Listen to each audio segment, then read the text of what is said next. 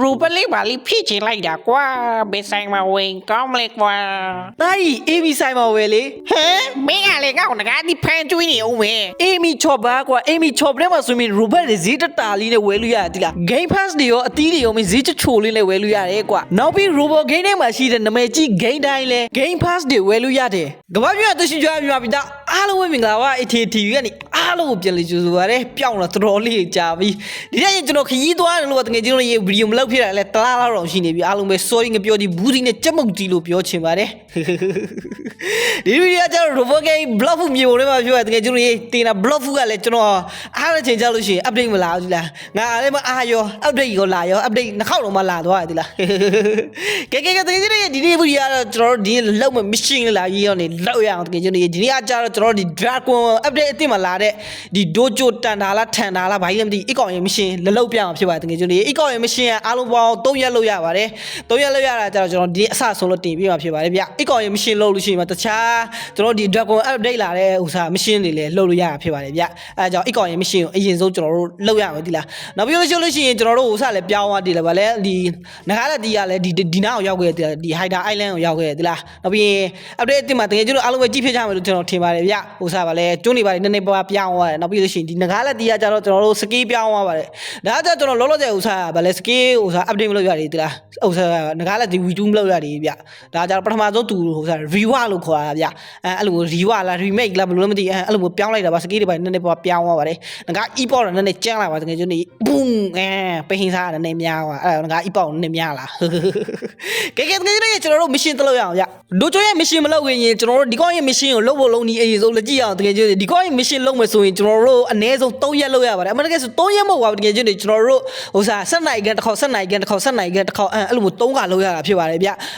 တကယ်ကျွန်တော်လုပ်မယ်ဆိုရင်3ရက်လုပ်လိုက်ပါအဲ့ဒါဆိုလို့ရှိရင်အလွယ်ဆုံးပဲမရလဲမမှတ်လဲမမှတ်စရာမလိုတော့ဒီလားဒီကောင်းရဲ့ mission ကဘယ်လိုလုပ်ရလဲဆိုတော့ကျွန်တော်ပထမရက်ကွာ mission 3ခုလုပ်မယ်3ခုလုပ်ကွာလို့ရှိရင် तू ကကျွန်တော်တို့အသီးစိန်တဲ့လို့မျိုး तू ကနောက်ထပ်7နိုင်ကန်ဆောက်ပြီးတော့လို့ရှိရင်ကျွန်တော်တို့ဥစားဗာလဲအဲ့ဒီ mission ကိုဆက်လုပ်လို့ရတာဖြစ်ပါတယ်ဗျတကယ်ကျွန်တော်လုပ်မယ်ဆိုရင်1ရက်ဆောက်လိုက်ပြီးပြီအဲ့ဒါဆိုလို့ရှိရင်အချိန်ကြီးနေကြအောင်လို့ကဲကျွန်တော်တို့တကြည့်ရအောင် mission ဘယ်လိုလုပ်ရလဲဆိုတာ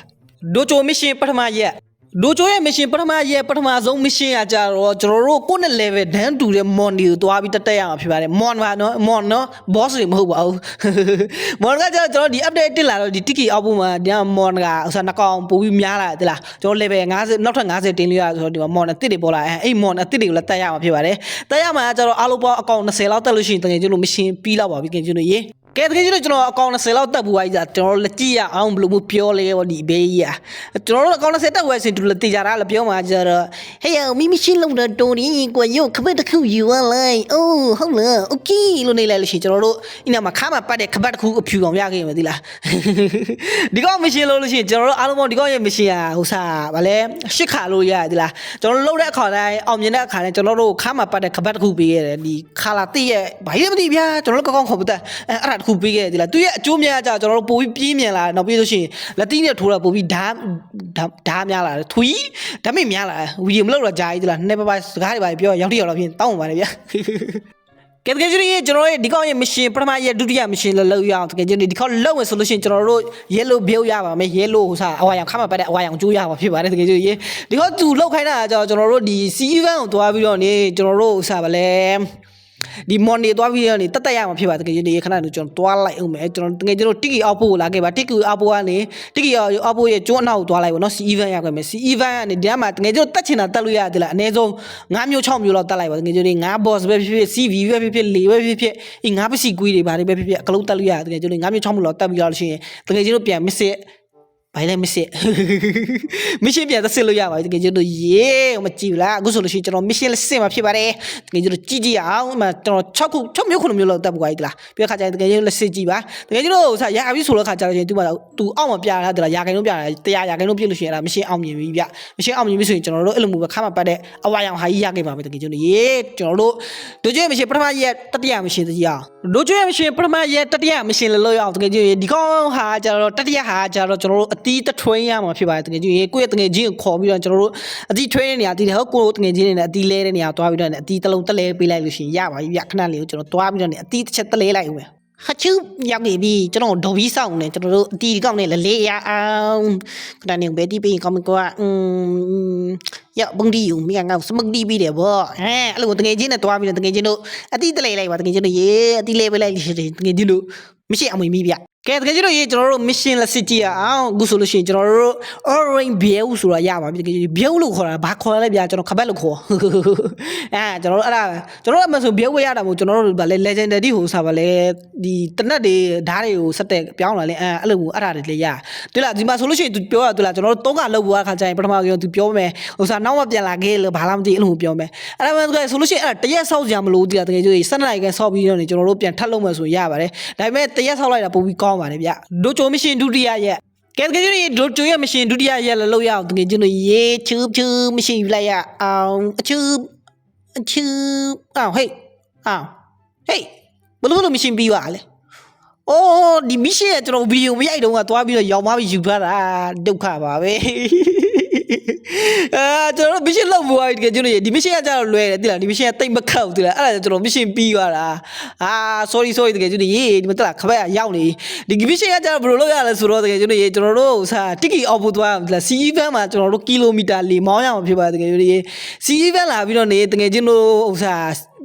်တီအောက်လာပြီးတော့နော် CE van ကိုသွားပြီးတော့နေအိမ်မှာလေရှိရမလားလေမောင်းပြီးတော့တကယ်ကျွန်တော်တက်မောင်းသွားလိုက်ပါတကယ်ကျွန်တော်ရေအိမ်နာမှာသွားရမယ့်ကီလိုမီတာကျတော့တကယ်ကျွန်တော်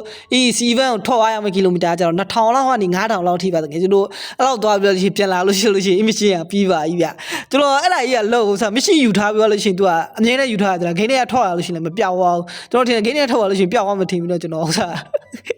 ်ဂိမ်းတွေထောက်လိုက်တာမရှိမလို့ကျွန်တော်ဗီဒီယိုမရိုက်ထားသလားအဲ့လိုပဲ sorry ဗျအဲ့လိုပဲနားလည်ကြတယ်တကယ်ကျွန်တော်တို့ CE van လာပြီးတော့နေလေခိုးစားဗာလဲ9000နဲ့ထွီး2000မီတာကနေ9000မီတာလောက်တကယ်ကျွန်တော်လေမောင်းပြီးထောက်ပါလိုက်ပါပြီးလို့ရှိရင် mission ပြန်လက်စစ်လို့ရှိရင် mission အောင်ပြီပါကြီးဒိုချိုမရှင်ဒုတိယမရှင်လို့ရအောင်တကယ်ကြီးဒီမရှင်လဲလွယ်တယ်သိလားအဲ့လောက်ဒီမခက်ဒီမရှင်ကကြာတော့ကျွန်တော်လုပ်မယ်ဆိုလို့ရှိရင်ကျွန်တော်တို့အတီးသွားပြီးတက်စိန်ရမှာဖြစ်ပါတယ်တကယ်ကြီးစိန်ပြီးလို့ရှိရင်တကယ်ချင်းကိုပေးရပါမယ်ဗျာပေးပြီးတော့တကယ်ချင်းရဲ့ဇီကနေပြန်ယူရမယ်ပထမဦးဆုံးနေနဲ့ကျွန်တော်တို့ဒီလိတ်ကျုံကိုသွားရအောင် update တိလာတာဆောက်ရက်ကိုထစ်တာပဲသိလားဘလူဖြစ်ကြတယ်ကျွန်တော်တို့ဘလူထစ်နေကြည့်ဘူးလားတကယ်ကြီးငါဖုံးမှာပတ်ကွဲတော့မယ်တိုင်းပဲကဲသွားရအောင်တကယ်ကြီးချူအတီးတက်စိန်ရအောင်ခဏတော့ကျွန်တော်အတိကင်ပြီးမယ်ပြောတယ်ညီလေးကပဲပြောက်သွားလိုက်မသိခဏတော့အရင်အတိစိတ်လိုက်အောင်မေချွတ်လာပြီးလို့ရေးထားတယ်ဗျခဏတော့ချွတ်ဘာတီးရမလဲတော့မသိအီပိုလိုတီးရရမယ်လို့ကျွန်တော်ထင်ဟလားကျွန်တော်ကန်တော်ကောင်းအိုးကောင်းတာပဲကွာစကတ်ကွိုက်ဒီးရခဏတော့ပြစ်ချလိုက်အောင်ကောင်းပေးလိုက်အောင်ရော့ယူကွာပြီးလို့ရှိရင်ကျွန်တော်တို့သူ့စီကနေပြန်ယူရမှာဒီလားအဲ့ငါပြန်ပေးအဲ့ဒီထိလိုက်လာမသိဘူးအောင်တော့ပြပြရမယ်ဒုက္ခပဲခဏလို့ရေးပြောလိုက်ဝဲကွာတကယ်ကြီးပဲပြပြကွာတီးတာရဲ့ပြပြဒုက္ခပဲမရှိပြန်စားတယ်လို့ရကတိုက်ပတ်ပြီးတော်နေတယ်ပြပြလို့โอเคပြန်ပြီးတယ်ကျွန်တော်မရှိတိရအောင်တကယ်ကျွန်တော်ဒီမရှင်လဲလွယ်တယ်တိလာတကယ်ချင်းချူပြလိုက်အောင်အတီးကကျွန်တော်တို့တိမ့်ထားစရာမလိုဘူးเนาะကျွန်တော်တို့တော့တကယ်ချင်းပေးပြီးတော့ရှင်တကယ်ချင်းပြန်ပေးလိုက်လို့ရှင်လဲရသလားအခုဆိုလို့ရှင်100ရာခိုင်နှုန်းပြည့်ပြီလို့ဆိုလို့ရှင်အဲ့ဒါကြောင့်လို့ရှင်ကျွန်တော်တို့မရှင်အမကြီးပါပြီဗျာဒီခေါက်ကြောင့်လို့ရှင် blue cup ပဲရခဲ့ပါမယ်ဒီကောက်မရှင်ဒုတိယရဲ့တတိယမရှင်လို့ရအောင်တကယ်ကြီးဒီမရှင်ကကျွန်တော်နည်းနည်းခက်တယ်ဒီခေါက်ကြောင့်လို့ရှင်ကျွန်တော်လှုပ်လို့ရှင်ခပတ်ကကျွန်တော်ခရင်ရအောင်ဖြစ်ပါတယ်ဒီခေါက်ကြောင့်ကျွန်တော်တို့ဒီ Eli Hunter ရှိတာလေအဲ့ဒီ Eli Hunter ကြီးတွားရမယ်ဟိုဒီကြောင်ရုပ်နဲ့ကောင်းကြီးတွားရမယ်ကျွန်တော်ပထမအဆုံးအနေနဲ့ကျိုးအလေကိုဒူးရအောင်ကျိုးအလေဖိနားပါလေကွာရောက်လာပြီကွာဒီကြောင်ကြီးလာမှာဖြစ်ပါတယ်တကယ်ချင်းဒီနောက်မှာဒီကောင် Eli boss ဆိုတဲ့ကောင်လေးကျွန်တော်တို့တက်လို့ရရမလားအဲ့ဒီ boss 3ကောင်ကျွန်တော်တို့တက်ရမှာဖြစ်ပါတယ်တကယ်ချင်းဒီကောင်ကြီးကနေ mission ယူလိုက်ဒီ mission လောက်ရခက်တာဘာမှမဟုတ်ဒီလားဒီ Eli boss ရဲ့ mission ကကျွန်တော်တို့အချိန်ဆောက်ရ15မိနစ်မှတစ်ကောင်15မိနစ်မှတစ်ကောင်အဲ့လို mission ယူလို့ရရမလားအဲ့ဒါကြောင့်ကျွန်တော်တို့3ကောင်တက်ရမှာဆိုတော့နည်းနည်းတော့အချိန်ပေးရဒီ mission လုပ်မယ်ဆိုရင်ဒီကနေ့နေပြီတကယ်ချင်းတင်းယူဒါကြတော့ပထမကောင်ပဲဖြစ်ပါတယ်ဟာကျွန်တော်ခွက်ရခဲ့တယ်တကယ်ကြီးလို့ဒုတိယကောင်လည်းတက်အောင်တကယ်ကြီးလို့တိကျန်ကွာပေါ်တီနဲ့တက်အောင်တကယ်ကြီးပေါ်တီ level လေးပါလေးရအောင်ဒါကြတော့ဒုတိယကောင်ပဲဖြစ်ပါတယ်တတိယကောင်ဆောဘလိုတီအောင်ညို့ယူကျွန်တော်ဒီ boss ထဲမှာဒီဓာတ်ကတိစားတဲ့ကောင်အမုန်းဆုံးပဲဒီလေကိုစကေးနေလို့ရှိရင်ရဲအောင်လုပ်တဲ့ကောင်တကယ်ချီးပေကောင်ပဲညို့ယူကွာရဝပြန်ပြီးစကေးမပေါ်ဘူးလားတကယ်ပါပဲတည်တယ်โอเค အဲ့ဒါဆိုရင်ကျွန်တော်တို့တက်တာ3កောင်ပြည့်သွားပြီတကယ်ကျွန်တော်ရေ3កောင်ပြည့်လို့ရှိရင်ကျွန်တော်တို့ mission လောက်တာပြီးပါပြီဗျကျွန်တော်တို့ mission လက်ကြည့်အောင်တကယ်ကျွန်တော်ရေကျွန်တော်တို့ဟိုစားအဲ့ဒီ elite boss ကိုတက်တာ3កောင်ပြည့်ပြီဆိုလို့ရှိရင်ဒီကောင်းစီကလာပြီးတော့လည်းလက်စစ်ကြည့်လို့ရတယ်အမှန်တကယ်ဆိုရင်တကယ်ကျွန်တော်တစ်ကောင်တက်မယ်တစ်ခေါက်လက်စစ်ကြည့်လို့ရတယ်ဘယ်နေရာခိုင်နှုတ်ပြီးလဲဆိုရင်ဒီမှာ100ရာခိုင်နှုတ်လို့ပြလို့ရှိရင်အဲ့ဒါ mission အောင်မြင်ပါပြီဗျအဲ့ဒါဆိုလို့ရှိရင်ကျွန်တော်တို့ elite ရဲ့ထွေးဒိုဂျိုတန်တာဆိုတဲ့ကောင်ရဲ့ mission ဒုတိယရဲ့ mission ဆုံးပါပြီဗျအခုဆိုလို့ရှိရင်ကျွန်တော်တို့ဒီကောင်နဲ့စကားဆက်ပြောမယ်ဆိုရင်ဒုတိယရဲ့လောက်ပြီးသွားတဲ့ခါကျရင်ဟိုစားပထမရဲ့လောက်တဲ့အတိုင်းဆက်ပြီးတော့ mission လုပ်လို့မရပါဘူးဒိုဂျို mission တတိယရဲ့ကဲတကယ်ကျွန်တော်ရေဒိုဂျိုရဲ့ mission တတိယ mission လောက်ရအောင်တကယ်ကျွန်တော်ရေတတိယရဲ့ mission ပထမဆုံး mission ကကြာတော့ကျွန်တော်တို့ဟိုစားဒီဗါလေကဘလို့ညက်နေတာလေကွာဒီပါပဲဒီခေါက်လို့ခါကြာတယ်ကျွန်တော်တို့ခပတ်အနီအောင်ရအောင်ဒီလားဒီခေါက်ရဲ့ mission တတိယဟာကြာတော့ကျွန်တော်တို့ဒီဗါလေတီကောင်3ကောင်တက်ရမှာဖြစ်ပါတယ်အမေကဆိုတီကောင်မဟုတ်စီးပြီပါတကယ်ကျွန်တော်ဟိုဒီငားတွေလေကျွန်တော်တို့ဟိုစားပင်လယ်ထဲမှာသွားပြီးတက်လို့ရှိရင်ရတယ်ဟိုစားပတ်ဆက်အများကြီးရတယ်ငားတွေအေးငားကောင်ကျွန်တော်တို့တကောင်လေးကိုတက်ရတကောင်နဲ့3ကောင်အဲ့လိုတက်ရအောင်မဟုတ်ဘူးနော်3ကောင်လုံးပြိုင်နဲ့မွေးတဲ့ဥစားအခောက်ရှိရမလားအဲ့ဒါကိုရှာပြီးတော့ကျွန်တော်တို့တက်ရအောင်ဖြစ်ပါတယ်တကယ်ကြီးရေကဲတွေးတဲ့ခါကျရင်ကျွန်တော်တို့တွေးကြမယ်တကယ်ကြီးတို့ရှာခက်လိုက်တာကွာအိုးဟိုတွေးပြီးတူးမေဘေးမရှာတဲ့ခါကျလို့ရှိရင်လေတော်တော်လေးတွေးရလွယ်တယ်ရှာတဲ့ခါကျရင်မရှိလို့တဲ့ခါကျရင်တော်တော်လေးကိုရှာခက်ကျွန်တော်ရှာနိုင်ဝက်လောက်ရှိပြီအဲ့ဒါမှတွေးတယ်တကယ်ကြီးတို့ရေဒီငါး3ကောင်ကိုတက်ရမှာတကယ်ကြီးတို့ရေဒီလိုမျိုးငါး3ကောင်လုံးမွေးလာတဲ့ဟာကြီးနော်ဒီ3ကောင်ဒီကောင်3ကောင်လုံးမွေးလာတဲ့ကောင်တွေတက်ရမှာဖြစ်ပါတယ်ဗျကဲတကယ်ကြီးတို့ရေကျွန်တော်တက်လိုက်အောင်တက်ပြီးတွေးကြမယ်ဗျကဲတကယ်ကြီးကျွန်တော်3ကောင်လုံးစောပလို့တီးပြီးလိုက်ပြီဒီလားကျွန်တော်တို့ mission တစ်ဆက်ကြည့်အောင်ရကျွန်တော်3ကောင်လုံးတက်ဘူးပဲဆိုရင်ကျွန်တော်တို့ပြန် Hider Island ကိုလာခဲ့ Hider Island နဲ့ဇီလာပြီးရောက်လို့ရှင်ဒီဒိုဂျိုဆိုတဲ့ကောင်ကြီးကိုလာခဲ့ပါ mission ဒီခေါက်နည်းနည်းလုတ်ခက်တယ်ခက်တယ်ဘာမှမငါးကြီးကိုရှာတွေ့ဒီတကယ်ပဲကျွန်တော်မြင်ခဲ့နိုင်ခွက်တော့မထိုင်ရှာရတီးနေငါးကြီးကိုပြည့်ခါကြောက်လို့ရှင်ကျွန်တော်တို့100ရာခိုင်နှုန်းပြည့်ပါပြီတကယ်ကျွလို့ရေးပြည့်ခါကျရင်ကျွန်တော်တို့ red bill ဆိုတာရခဲ့ပါမယ်ကျွန်တော်တို့ခပတ်အနီအောင်ရခဲ့ပါမယ်ဗျကျွန်တော်တို့ဒိုဂျိုရဲ့ mission တတိယရဲ့နောက်ပိုင်းဆုံး mission လုပ်ရအောင်ဒီ mission ပြီးလို့ရှိရင်ဒီဒိုဂျိုဆိုတဲ့ကောင်ကျန်ကျွန်တော်တို့ mission ဆက်လုပ်လို့မရတော့သီလားဒီ mission ပြီးတဲ့ခါကျလို့ရှိရင်ကျွန်တော်တို့ Dragon update မှာလာတဲ့ mission တွေလည်းကျွန်တော်တို့နောက်စားကျန်တဲ့ mission တွေဘာညာတကအားလုံးလည်းလုပ်လို့ရမှာဖြစ်ပါတယ်ဗျကျွန်တော်တို့စားဒါကွန်လူသားလောက်တာဖြစ်ဒါကွန် V4 တင်တာဘာညာတကအဲ့ဒါတွေကကြတော့ဒီဒိုဂျိုရဲ့ mission အကလုံးပြီးလို့ရှိရင်အဲ့ဒီ mission တွေလုပ်လို့ရမှာဆိုလို့ကျွန်တော်တကယ်ကြီးဒိုဂျိုရဲ့ mission အကလုံးအရင်ဆုံးလည်းလုပ်ပြရတယ်လားဒီက mission ဒီခေါက်လုံးမယ်ဆိုလို့ရှိရင်ချားလို့ရှိရင်ကျွန်တော်တို့ကျွန်းတကျွန်းတက်လိုက်ရှာရမှာဖြစ်ပါရှားမှကျွန်းကကြတော့မိတောင်ကျွန်းပဲဖြစ်ပါတကယ်ကြီးအေးမိတောင်ကျွန်းရှာမယ်ဆိုရင်ကျွန်တော်တို့မှာ item တစ်ခုရှိရပါမယ်တကယ်ကြီးဒီ item ကကြတော့ကျွန်တော်နှိပ်ရမှာခဏနေပြန်နေရခဏတော့ကဟိုစား crack မနေပြီးတော့ဂါချာကိုတက်နေရကျွန်တော်တို့ဟိုစားဒီ item တွားပြီးအရင်ဆုံးတက်လဲရမှာဒီမီလုံးလိုပါလို့မိခွက်လိုအဲ့ဒီ item လဲရမယ်အဲ့ item လဲမယ်ဆိုရင်တန်ဆိုတန်စားရဲ့ဒီမီလုံးတွေကျွန်တော်ရှာမယ်မီလုံးတွေကရှာတာကျွန်တော်ဒီ Hider Island မှာပဲရှာရတယ်လား Hider Island လာပြီးတော့ဒီ Dragon Hunter ဆိုတဲ့ကောင်စီမှာကျွန်တော်ပထမဆုံးစာတန်းမှာတကယ်ကြွေးအဲ့ကောင်စီကနေ mission ယူလိုက်ပါ mission ယူတဲ့ခါကျရင်သူ့မှာ mission 3မျိုးရှိပါတယ်တကယ်ကြွေးပထမဆုံး mission ကကျတော့တစ်ပင်တွေပါတွေခုတ်တာနောက်ပြီးလို့ရှိရင်ဒီနောက်မှာ mon 2မျိုးရှိတယ်ဒီဝင်းတော့နဲ့စားတဲ့အဲ့ဒီ mon ကိုတတ်ခိုင်းတာဖြစ်ဒါမှမဟုတ်ဒီအောက်ကနေတက်လာကျွန်တော်လည်းတိတ်ဖတ်မတော့တကယ်ကြွေး Hider ဘာလဲမသိဘူးဗျာအီပေါက်လားအီပါလားမသိဒီကောင်လေးပါတကယ်ကြီးဒီကောင်လေးကျွန်တော်တို့တက်လို့ရှိရင်ကျွန်တော်တို့မီလုံးလေးတွေရပါတကယ်ကြီးရေအီမီလုံးလေးကဘယ်လိုလဲဆိုတော့ကျွန်တော်တို့ Kissing Island မှာသွားပြီးတော့ mission လုပ်တဲ့လူမျိုးမီလုံးပါဟုတ်လို့မို့ပါအဲ့လိုမီလုံးလေးပုံစားလေးပုံမှာပြန်တာပါအဲ့ဒါတွေကျွန်တော်တို့ကိုနဲ့တိုက်လိုက်ပါတိုက်လိုက်တဲ့အခါကျရင်ကျွန်တော်တို့အိတ်ထဲမှာမီလုံးတစ်ခေါက်လုပ်လို့ရှိရင်မီလုံး3လုံးတစ်ခေါက်လုပ်လို့ရှိရင်မီလုံး3လုံးအဲ့လိုမျိုးရပါတယ်ဗျကျွန်တော်ကိုယ်တိုင်တက်တော့မီလုံးအများကြီးရှာထားတယ်ဒီလားတကယ်ကြီးရေနောက်ကြလို့ရှိရင်လည်းဥစားအဲ့ဒီကျွန်းသွားပြီးတက်ချလို့ရအောင်ဆိုပြီးတော့နေတလားအဲ့လိုမီလုံးလေးတွေပြန်နေမယ်အဲ့မီလုံးလေးတွေသွားပြီးတော့ကျွန်တော်တို့ကိုနဲ့တိုက်ထဲလိုက်ပေါ့နော်ချူကနန်တို့ကျွန်တော်တက်လိုက်လိုက်ပါဟဲ့ပြင်းနေရတကယ်ကျွန်တော်လောက်မယ်ဆိုရင်အိမ်သားမှာမလုပ်နဲ့အိမ်သားမှာလုပ်ရှင်မဖြစ်သေးလားအိမ်မီးလုံးကအိမ်ထဲဝင်သွားတယ်ဒါမှမဟုတ်တိုက်နေနားမှာလို့ရှိရင်တိုက်နေတယ်ဝင်သွားအဲ့ဒါကျရင်တော်တော်လေးတဖန်ခတ်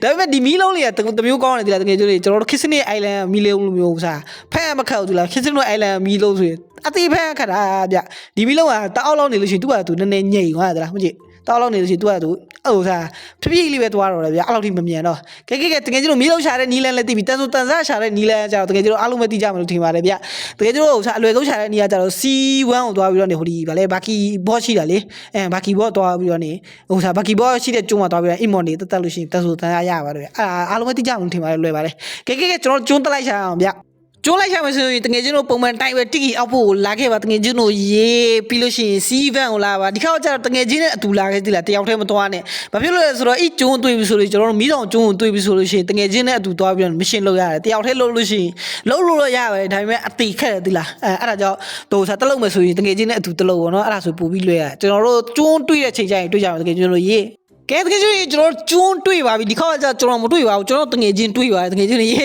တူတွေ့တာဆိုတော့လေကျွန်တော်တို့ခုလဲထားတဲ့မီးလုံးကမကုန်ဘူးပေါ့အေးမီးလုံးကကျတော့အမှန်တကယ်ဆိုလို့ရှိရင်ဟိုစားဘယ်လိုလဲရှိတဲ့ခါကျရင်ဒီကျွန်းရှာရတာပို့ပြီးလွဲလာတာအဲ့ဒါလောက်ပေါ့တကယ်ကြီးရေတကယ်ကြီးတို့ဒီကျွန်းပေါ်ရောက်ခဲ့ပြီဆိုလို့ရှိရင်ဒီကျွန်းပေါ်မှာဒလုံးပေါ့နော်တကယ်ကြီးတို့ပတ်ပတ်ဆက်လိုက်ကြည့်လို့ရပါတယ်ဒီကလာပါတယ်ရလို့ရှိရင်မနာပါဘူးပြီးတဲ့ချက်ကျလို့ရှိရင်ဒီကမှာခေါင်းတစ်ခေါင်းရှိရတယ်လားဒီကမှာဗာလဲတူစားဗာလဲဒိုင်လူဆိုးရဲ့ခေါင်းလားအေးခေါင်းလာပြီးတော့ကျွန်တော်တို့လာပြီးတော့နှိပ်လို့ရတယ်လားနေအောင်မြတ်တကယ်ကျွန်တော်ရေနေပြီဆိုတော့ခါကြားလို့ရှိရင်ကျွန်တော်တို့ဒီကျွန်းမရှင်းလို့ရအောင်ဖြစ်ပါတယ်တကယ်ကျွန်တော်ရေဒီကျွန်းကဟိုစားကျွန်တော်တို့ကျန်တဲ့ဒီ update တင်မလာတဲ့ mission တွေအများကြီးနဲ့ပတ်သက်နေတယ်ဒီလားဒါပေမဲ့အဲ့ဒီຢာတွေကကျတော့ကျွန်တော်နောက်ဗီဒီယိုကြောင်းပဲလုပ်ပြနေတွေကကျတော့ဒီဒိုချိုရဲ့ mission အဆုံးထိအရင်ဆုံးလုပ်ပြရအောင်တကယ်ကျွန်တော်ရေအခုကကြားလို့ရှိရင်ကျွန်တော်အဲ့ခေါင်းကိုနေလိုက်တဲ့ခါကျရင်အဲ့ဒီအယိုးစုခေါင်းကြီးကျွန်တော်တို့9မိနစ်တိအချိုစားဒီဟိုစားအဲ့အယိုးစုခေါင်းကိုကာကွယ်ရမှာဖြစ်ပါတယ်နောက်ပြီးလို့ရှိရင်မိတော့မှာကျတော့မိတော့မှာပောက်ကွဲတဲ့အပေါက်လေးတွေရှိရတယ်လားဘယ်လိုပြောမလဲမိတော့မှာဟိုစားမိကွက်လေးတွေအဲ့ဒါလေးကျွန်တော်ဒါမှတက်ပေးလို့ရဒါပေမဲ့ဒီခေါက်လောက်တာကျကျွန်တော်အိနာမသွားဘူးဒီလားတကယ်ကြီးကျွန်တော်သွားမေ့သွားတယ်ဗျဒါပေမဲ့ဒီနားမှာကျွန်တော်ကာကွယ်တာပဲတခုပဲဒီအယိုးစုခေါင်းကိုကာကွယ်တာအဲ့ဒါကြီးပဲလို့ရတယ်ဒီအယိုးစုခေါင်းကကျတော့ဘူးလာပြီးတော့ဒါမှမဟုတ်ပေးလဲဆိုတော့ဒီမီးတော့ကျိုးမှာဟိုစားမော်နေမွေးတယ်တော့မွေးတဲ့မော်နေကကျတော့ဒီလာဘာမော်နေမွေးတယ်ဗျခဏလေးကြာရင်မွေးလာတကောင်မွေးလာပါပြီဗျဒီလာဘာမော်နေကျွန်တော်လာပြီးတော့ဆော့ဖလော်တီးရအောင်ဖြစ်ပါတယ်ဗျကဲတကယ်ကြီးကျွန်တော်တို့ဒီမော်နေပါတွေတက်ပြီးတော့နောက်ထပ်9မိနစ်ကျော်တော့ခါကြာရင်တွေ့ကြအောင်ဗျကဲတကယ်ကြီးတို့ပြီးကနီးနေပြီနောက်ထပ်12စက္ကန့်လောက်ဝင်ကျွန်တော်တယ်ကျွန်တော်ရေတော့ဘီးရလောက်ရသလားမိတောင်ကကြတော့ကောင်ဂျေကြီးသွားပြီးတော့နေဟိုထားဆော့ပလိုတီးနေဟဲ့မှာနောက်တော့တကောင်မကြံခဲ့ဒီကောင်တက်ပြီးလို့ရှိရင်မရှင်ပြီးပြီနဲ့တူတယ်9မိနစ်ပြည့်တဲ့ခါကျရင်မော်နီကအလိုလိုတည်သွားတယ်ဗျကျွန်တော်9မိနစ်ပြည့်တဲ့ခါကျလို့ရှိရင်မရှင်ကပြီးပြီသလားမရှင်ပြီးတဲ့ခါကျလို့ရှိရင်ဒီမှာကျွန်တော်တို့ဟိုဘလို့ငါကောက်လို့မခင်ရအဲ့နာမှာငကားဥကောက်လို့ရတယ်ဒီလားဒီငကားဥကကြာကျွန်တော်မရသေးဘူးဒီလားတကယ်ချင်းတွေဘာဖြစ်လို့ဆိုတော့အဲ့ဒါကျွန်တော်တခြားမရှင်းလို့ရအောင်ပဲဒါပေမဲ့ကျွန်တော်ဒီနားမှာအယိုးစုတွေပါရေးကောက်ရအဲ့ဒါတွေကကျွန်တော်တခြားမရှင်းလို့တဲ့အရာတွေပါတကယ်ကြီးအဲ့ဒါတွေကကျွန်တော်နောက်မှလာပြီးတော့ဗီဒီယိုလုပ်ပြအောင်ဒီလားလောလောဆယ်ကျွန်တော်တကယ်ချင်းစီရလူလိုက်မှာအယိုးစုကောက်ဖို့ဟိုကောင်အရှိကလည်းကောက်ဝင်ပြောကျွန်တော်အရှိကဖြစ်နိုင်လေကဲတကယ်ချင်းကျွန်တော်မရှိကျွန်တော်ပြန်တကြည့်ရအောင်ဗျချူငါရောက်လာပြီကိုဒါဆိုလို့ရှိရင်ကျွန်တော်ဒိုချိုရဲ့မရှင်ပြီးပြီလားအေးမီးတောင်းသွားပြီးတော့ကျွန်တော်ဟိုစားတစ်ခေါက်မီးတောင်းကိုဗာလဲအဲ့ဒီအယူစုကောင်တကကွယ်ပြီးလိုက်လို့ရှိရင်9မိနစ်9ခွဲပြီးလိုက်လို့ရှိရင်ဒီဒိုချိုရဲ့မရှင်ကဆုံးပါပြီဗျဒီဒိုချိုရဲ့မရှင်ရှုံးပြီးတယ်ထွီးဆုံးပြီဆိုလို့ခါကြလို့ရှိရင်ကျွန်တော်တို့တခြားမရှင်တွေလည်းလှုပ်လို့ရပါပြီဗျာကဲတကယ်ကြီးရဲ့ဒီဗီဒီယိုတော့လောက်ပါပဲအားလုံးပဲကြက်ကြမယ်နှစ်သက်ကြမယ်လို့ကျွန်တော်ပြောလိမ့်ပါလေအားလုံးပဲအကျိုးပြက်လေးရကြမယ်လို့ကျွန်တော်ထင်ပါတယ်ဗျနောက်ပြီးတော့ဒီဗီဒီယိုမှာစကားပြောနေပပရောက်တိရောက်တော့ကြောင်းတိကြောက်တော့ဖြစ်လို့ရှိရင်စကားပြောတော့အစင်လိုက်ဖြစ်လို့ရှိရင်အားလုံးတောင်းပါတယ်ကျွန်တော်ဗီဒီယိုမလုပ်တော့တော်တော်လေးကြာအဲ့ဒါကြောင့်စကားပြောတော့နည်းနည်းပပရောက်တိရောက်တော့ဖြစ်အားလုံးတောင်းပါတယ်ဗျနောက်ပြီးတော့နေကြာနေမဲ့ဝင်တဲ့ sponsor လေးကိုလည်းတွားပြီးတော့ rebate တွေဝယ်မယ်ဆိုလို့ရှိရင်အားပေးကြဖို့မမေ့ကြပါနဲ့တခြားကိန်းတွေဘာတွေမှာလဲဟိုစားပစ္စည်းတွေဘာတွေဝယ်မယ်ဆိုလို့ရှိရင်လည်းတွားပြီးတော့တမေးလို့ရပါတယ်တကယ်ကြီးလို့ရေကျွန်တော်ဟိုစားဈေးဆိုင်ရဲ့ဟိုစားဘာလဲTelegram ရဲ့ link ကကျတော့ကျွန်တော်ဒီ video ရဲ့ description မှာလို့ရှိရင်ဒီ video ရဲ့ comment အောက်မှာချထားပေးပါမယ်တကယ်ကြီးရေ okay ဆက်လိုက်လာပြီဒီကတရားအားလုံးပဲမင်္ဂလာပါ